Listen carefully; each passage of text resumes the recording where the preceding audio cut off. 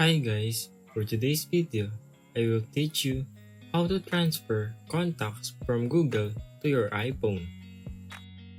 First, go to Settings. Scroll down and find Mail.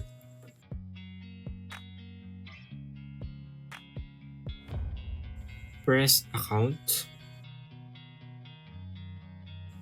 Tap Gmail. Then, turn on the contacts. It will now transfer your contacts.